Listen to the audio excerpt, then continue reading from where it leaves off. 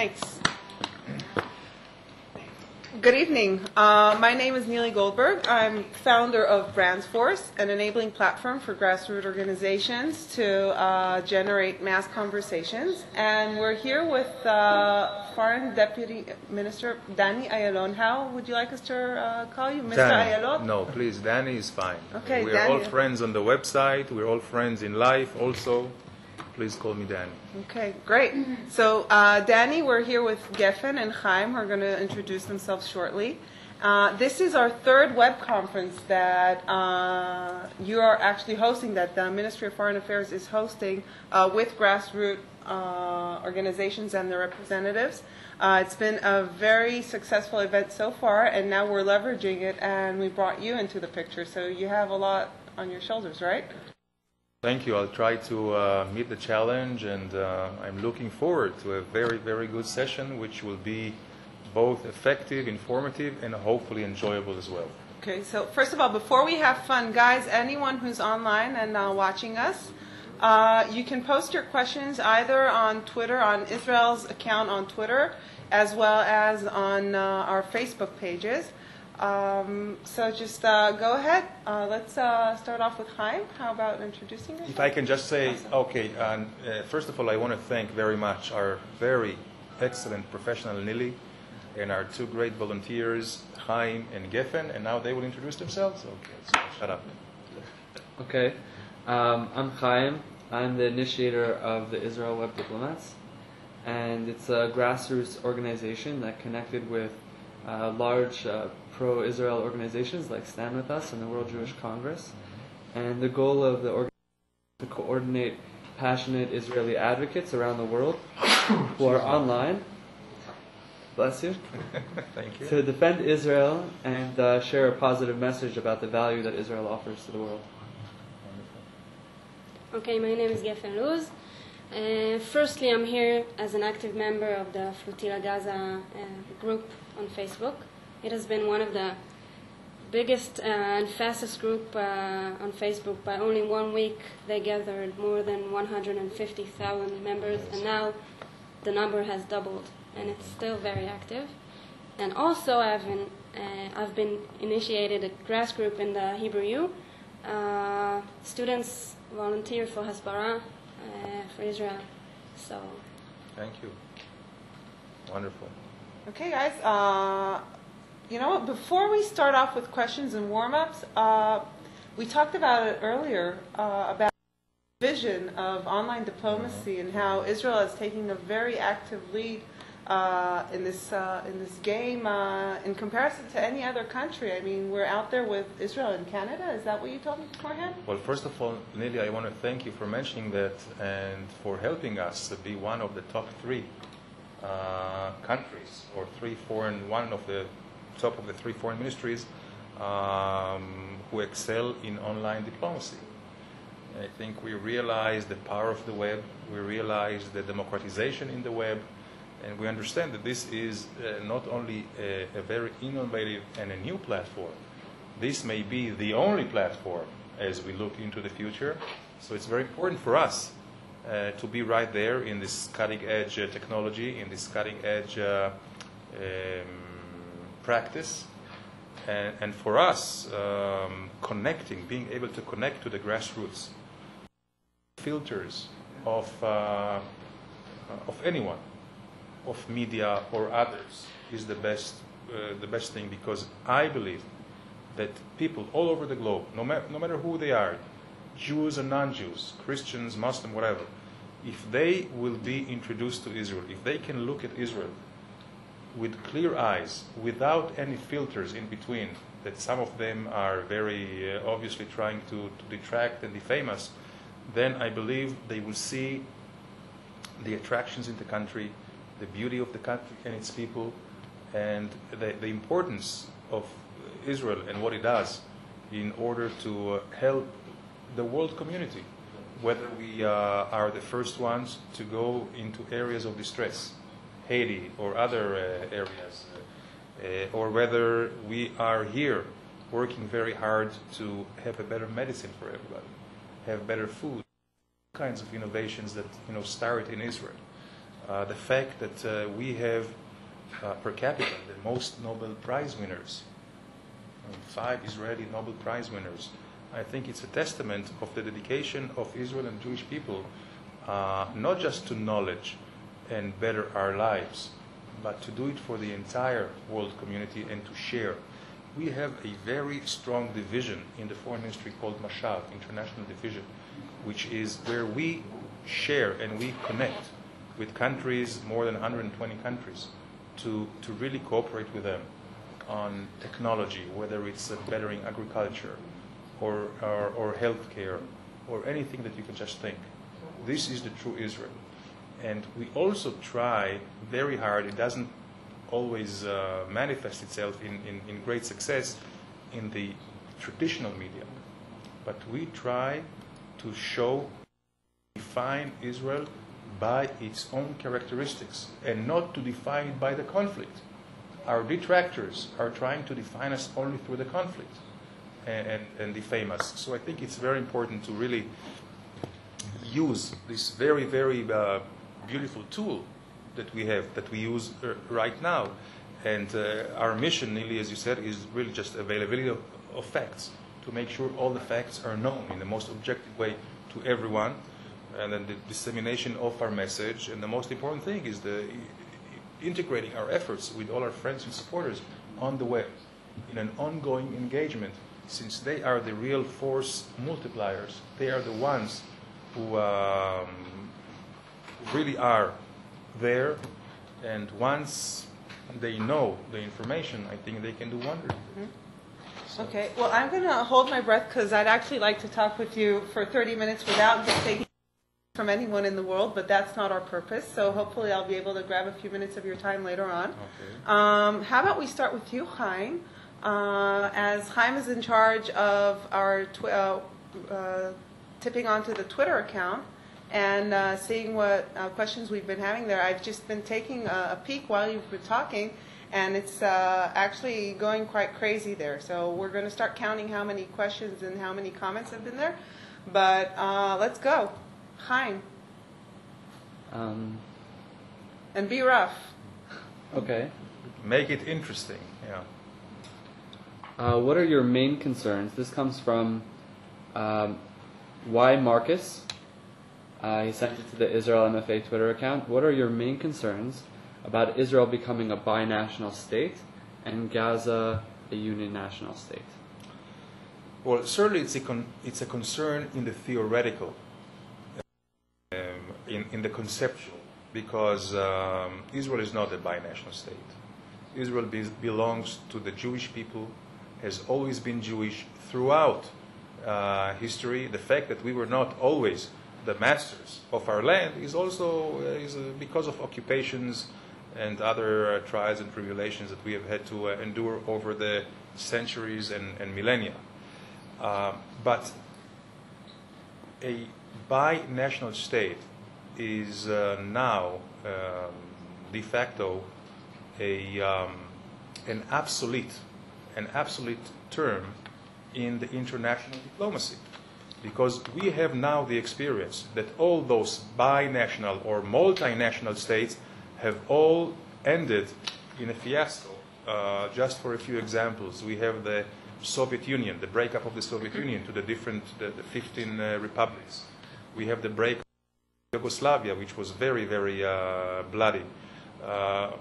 Other examples, Czechoslovakia was broken into the basic elements, national elements of the Czech Republic and of Slovakia. We know already in Belgium, the Flames and the Wallons are talking about actually going their separate routes. So an artificial way to force two different peoples with different identities and different culture together is not longer working. So from these historical examples, from the current trend, we know this is not possible. However, there are those who are trying to declare Israel as a binational state. Some of them are also Israeli citizens. And we have to make sure that we identify this as a threat to the future of the Jewish state. There is only one Jewish country in the world. We should not be apologetic about it, not be explaining too much. Israel is Jewish, just like France is French, or the USA is American. So I don't think that the threat is credible. Nobody can force it, and especially after Israel has accepted the notion and the principle of a two-state solution. The fact that it's not being implemented is not because of us. It's because intransigence on the Palestinian side. But once Israel and Israelis have accepted the two-state solution, I do not see this as a threat. I don't see it as coming to realization. So basically, I see it only as an empty threat by Israeli detractors. Okay. As a follow-up to that question, this comes from an email that we got earlier from Yaakov Kamen. He says, Israel is a Jewish and democratic state. These two appear to be mutually exclusive. How do you reconcile calling Israel a Jewish state and a democratic state? Well, first of all, I don't think it's mutually exclusive, but let me not go into the theological realm, because I'm not a theologian. I'm a practitioner of diplomacy or of politics. And let me tell you that, and this is a good question, because by being a Jewish state, this does not only mean through religious eyes. Judaism is not only a religion. Judaism means nationality, ethnicity, it's a culture, it's traditions, it's a whole civilization. So by being Jewish, we define ourselves as who we are, and not only religiously. Now, being a Jewish state does not mean that no one live here with full rights, civil rights, of course. And this is what we have here. I think it should be very important to explain to the entire world that just as we have accepted the right of the Palestinians for self-determinations, they have to accept our right for self-determinations. And we have already determined ourselves as a Jewish state. This is according to our Declaration of Independence. And guess what? It has also received an international recognition. Because if we go back to the United Nations Security General Assembly Resolutions 181 from the 29th of November 1947, Resolution 181, which called for partition, they talked about a Jewish state, none other than a Jewish state. So by being Jewish, I don't think it's we have to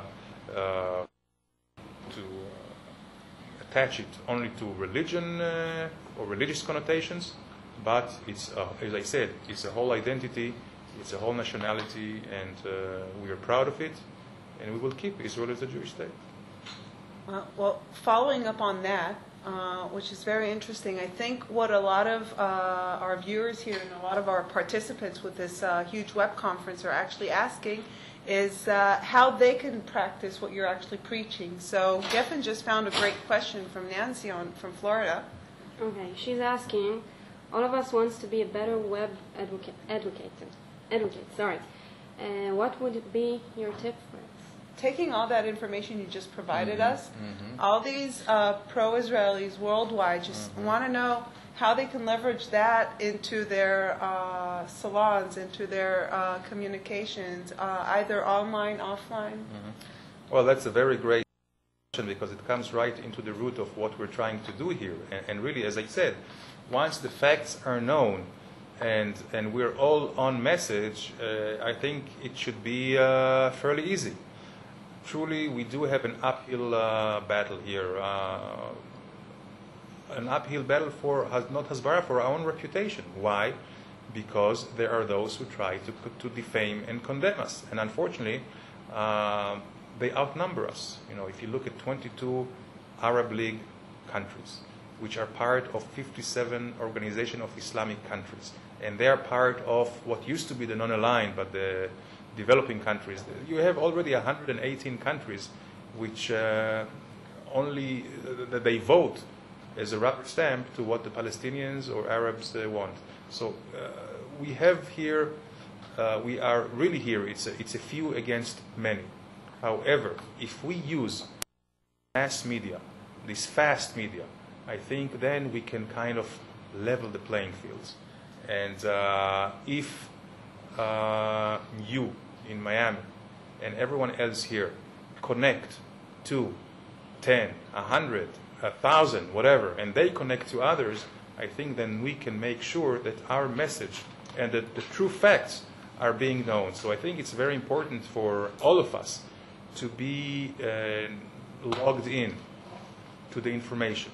If there is an issue like a flotilla, get the facts right and talk and defend, because and especially dispel all the blatant lies that are being thrown at us. So I think we must all create, just as we are now here in a web community, we have to create Israel defenders or community.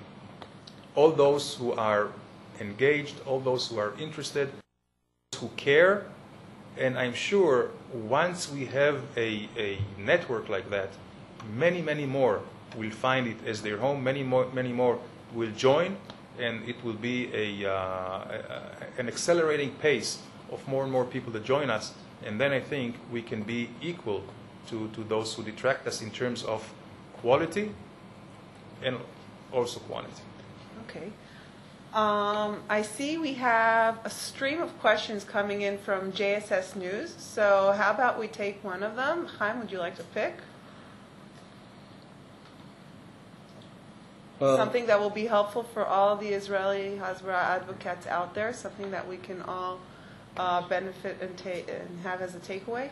By the way, also, Nili, if I can just Sure. intervene here, any ideas that that- all of you have here, all of you here that are logged in now, or any of your friends, please just send it to us. We're trying now to be also very active on the web, through Facebook, through Twitter, through websites, whether it's the Ministry of Foreign Affairs or my own personal Facebook. So I invite all of you, any ideas, to let me know, and we would be very happy to examine and share them and use them as well. Okay, guys, bombs away. This is your chance. Send out any message, any idea, any question, any initiative Absolutely. you have. Absolutely. And we'll make sure that our team, or the team here at the MFA, I will personally call them up tomorrow morning and make sure that they're opening up all their boxes, be it Twitter, Facebook, as well as the email address you all have. This is very, very important for us because every one of these grassroots that we're trying to organize around us is something that is very meaningful for us. Absolutely. So, you know, if that you're By all willing, then means. I'm sure all other people are going to be sending us emails. We're waiting. Chaim, go ahead. Well, earlier today we got an email that was discussing essentially that conferences like these or actions online are primarily people going to pages that are or websites that are already pro-Israel and spreading messages essentially to their friends and to people that are already pro-Israel, and not really engaging with the rational detractors, so to speak. Understandably, there are people who you can't necessarily speak to, but how do you engage with? Do you suggest people engage with rational detractors, and should people be out there giving their own opinions, or should the message be coordinated from somewhere higher, like a ministry or something like that? No, I think Israel. We're very proud of our democratic values and practices. Certainly, we don't see any message coming from the top down, but except that having the facts right. I think our responsibility here in the ministry is to have the facts all available to all of you in a timely fashion. This is the issue. Now, how you explain it and how you interpret it, I trust all of you to do it. It is true that we don't have to convince all those who are already convinced. It is important to galvanize our supporters. But certainly, I think we should reach out, certainly to people who are rational, and just debate with them. I think we are standing on a very, very firm ground when we explain the history, when we explain Israeli conduct, and we have many examples how we have reached out, how we're still reaching out, and how peace is not possible, not because of settlements. Believe me, settlements is only an excuse. If you look at the past, We made peace with Egypt. Settlements were not in the way. We moved settlements out of Gaza in a very painful process. So there's a lot we can share and use. I think also maybe it would be important for all of us to get practices in whether in debates or in how to present good arguments. I think when it comes to the tactics, to the mechanics, we can learn a lot from each other. But as far as the message, as far as the conviction, I think all of us should be able to be able to convince anyone who is impartial, and just connect to anyone you can. I think this is very important. One thing is, Nili, if I can ask you, one of the things that I see is that you Google some keywords like Israel or Palestine, you see a reference to Palestinian websites. If it would be possible to have our own websites or your websites over there, that would be a great achievement. And this is something that all of us should work and break our brains how we do it. Definitely. Well, actually, guys, I think that what Danny's calling us for is better SEO, search engine optimizations for all pro-Israeli websites. You know what? What maybe we can do is hold a whole session here by the MFA, sponsored by the MFA, for all Israeli grassroots and websites, and provide them with the top 10 tips of to do and what not to do when it comes to search engine optimization, because it's in our best interest. So actually that's a takeaway that I'll be happy to help you out with. And we have the best practices and best practices here in Israel that will be able to help out these grassroots. So if you're an Israeli search engine optimization company and you'd like to help out other Israeli organizations, initiatives, bring out the best of their websites and rank themselves high up in the search engines, please let us know, and we'll get in contact with you and connect you with grassroots that need your help. Absolutely. Okay, so that's a great initiative. What we do have here is something very exciting. Geffen just found it. Why don't you share it with us? We have a very interesting question by a guy called Rani Wabi Mustafa. You can hear by the name. Very special. Where is it from? It's not written. Okay, but, doesn't matter. The question is, am I alone in thinking that full Palestinian unification in message and in action is critical before we Palestinian can ever be a real peace partner and truly be able to back up our part of any agreement we make with you, our cousins? I would say something, again, if we go from 1937 to 1947 and on, I think Jewish leadership has always reached out to the Arab leadership here for reconciliation, for partnership with a two-state solution. We still do that. We still do that now. And in 2000, Camp David, former Prime Minister Barak, made an offer which was a very far-reaching one to Arafat. Not only Arafat rejected it, he started an intifada. So what do we think here as Israelis? We see that the Palestinian leadership, more than they're interested in building their own nation, they're interested in destroying another nation, which is ours. And also part of this delegitimization campaign is also something which they are very much dedicated to, instead of trying to build trust and working together because it's not a zero-sum game. After all, we believe it's a win-win. 2008, Prime Minister Olmert also made a far-reaching offer, and this time is to Mr. Abbas, Abu Mazen. We still would like to do that, but please, and this is what we are telling our Palestinian cousins, as you mentioned them, if you're genuine, don't put preconditions. If you're genuine, step up to the table, talk to us, eye level, and I believe we can, once we put everything together, all the issues, we can trade concessions and really achieve genuine peace, which would mean coexistence in a most meaningful. This is what we want, and if we saw a Palestinian approach of no pretexts and no preconditions, believe me, we can just then put everything on the table, and then it will be easier to work with all these issues. And the issues are very, very difficult. Jerusalem, and refugees, and settlements, and borders, and security arrangements, and water resources, and many others. But if you try to put it on a vertical way, one step at a time, it will not work. If you just try to reach the settlement issue before anything else, you hit an impasse. This is why no preconditions, put everything on the table, and then the availability for solutions would be much better. Danny, one question, because I see Chaim's there, and I just can't help myself, and since I got, the title of Master of Ceremony, I'm going to use it. How can we leverage online diplomacy and all these grassroots out there in order to really engage and better provide, the answers to what you just talked about? Because I hear you talking, and you're very authentic, and I'm just thinking that there's someone out there that asked this question. And so there's this whole online community and people that are active. And is there anything they can do to assist the peace process? Even, Absolutely. In a small step, one small step for man? Absolutely. I think, I always say that if we had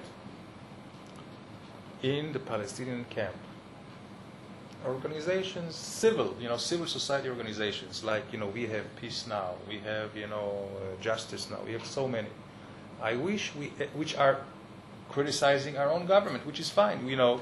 I may not agree with them politically or ideologically, but I'm proud that we are an open society, and I wish, and democratic, of course, with all the freedoms of speech and engagement and everything else. And I wish to see organizations like that criticize the Palestinians, because I think self-criticism is very, very important.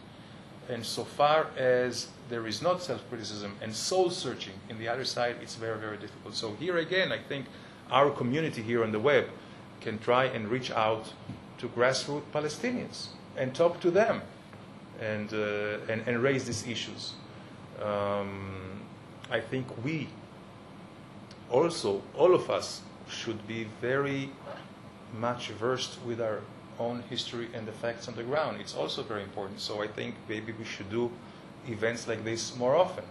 Maybe we should have more information put in the website of the ministry, if the information is the issue. But certainly I would try also people to people to engage, if we have grassroots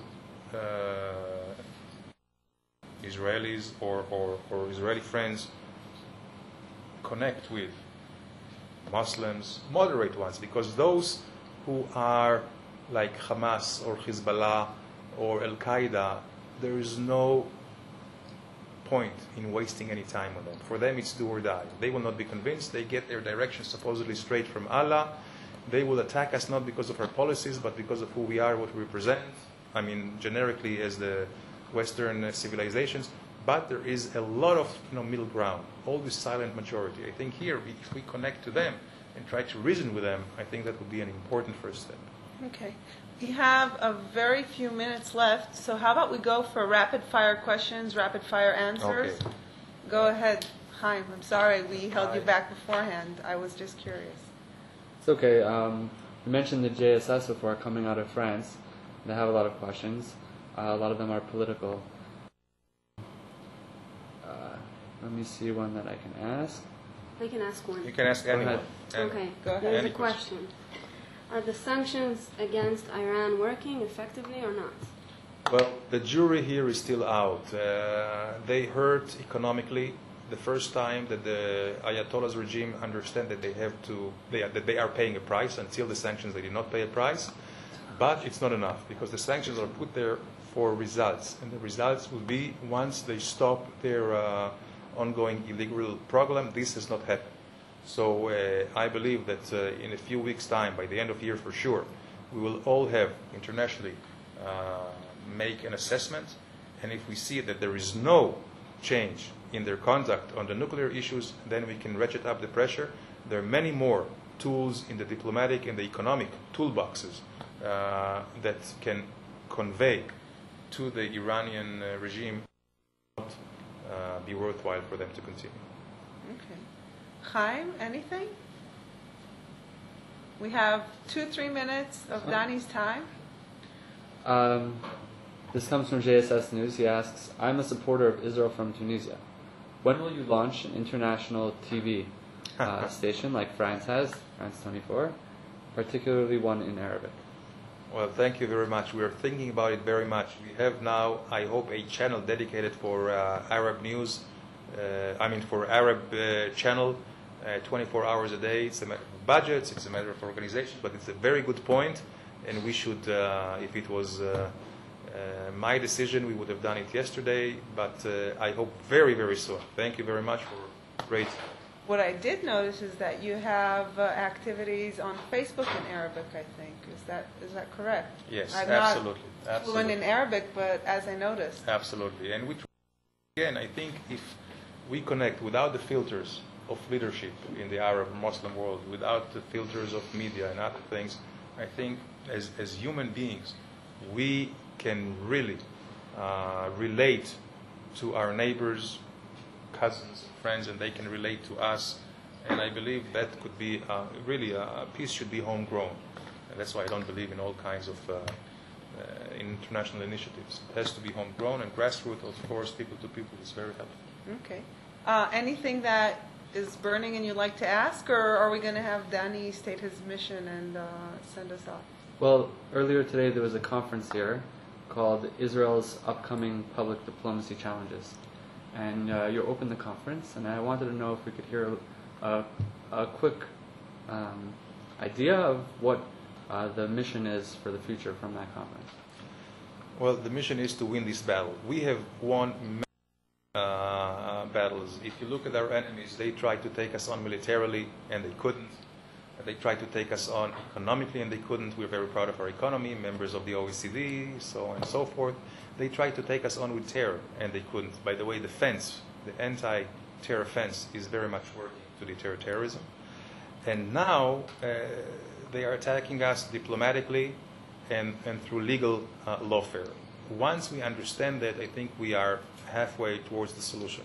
We also must understand that there is a whole network that's working against us. Unfortunately, we see the Palestinian Authority engaged with Hamas, with Hezbollah, with Iran, with other organizations internationally, which are being manipulated by the Palestinians. So there is a network working against us, so we must fight a network with our own network. And I think what we're doing today, by connecting everyone we can, NGOs, academia, business community, to work together and explain to the world what is Israel, is the best way, and most of all, dispel all the lies that are being thrown at us. So I think today what we're doing right now, what we did today, is trying to put everybody on the same page and understanding that there is a fight. It's a fight because those who are fighting us are very dedicated, are very disciplined, and this is why we will have to take it in a very serious way. And as they say, en la guerre comme la guerre, we will have to fight it with all our available means, and we have the means. It's just a matter of restructuring, of strategizing, and my mission is, and my vision is, that in a year, 2-year time, when people all over the world, when they think about Israel, they think about the conflict, they will not think about bloodshed or terrorism, but they will think about tourism, great history and archaeology, great innovation, creative energy, and also beautiful Israelis. And I think we can do that, achieve that. Listening to you talk about creative energy, I know it's one of the grassroots organizations that has emerged here in the past year. Danny, I don't know if you know how many people were actually attending and watching. We're going to go on and look at the statistics. That's exciting. It was a pleasure. And I really want to thank you for the opportunity and for the Ministry of Foreign Affairs hosting us and sponsoring these events this third time in a row. It's been very exciting. Let's do it again. I think it's great. The Okay, more what the are you better. doing next Monday? We'll let you know. We look Okay, at the guys. calendar. Thank you. Thank you. Good night. Good night. You know.